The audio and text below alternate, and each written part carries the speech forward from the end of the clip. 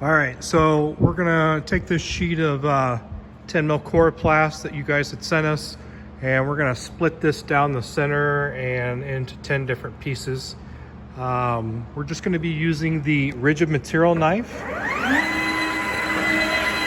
And the blade that we're using is an 8146. So that blade right there kind of has that flat edge and the angle on the bottom.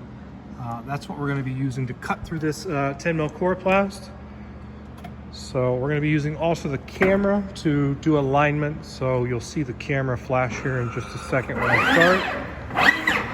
So there's our camera. So on screen, you know, we're looking at the corner right there.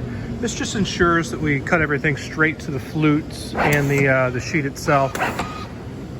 Means you don't really have to require the operator to lay the sheet on the bed perfect. So the machine is going to kind of scan the edge, scan the bottom, get rotation alignment, and then we do our cuts.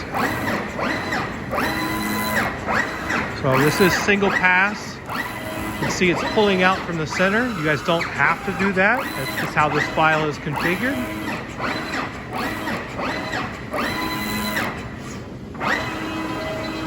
And there's our cuts.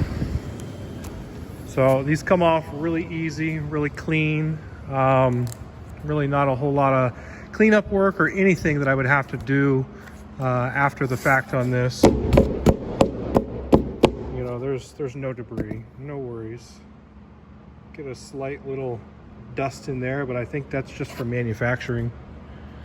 So if you guys have any other questions, let us know.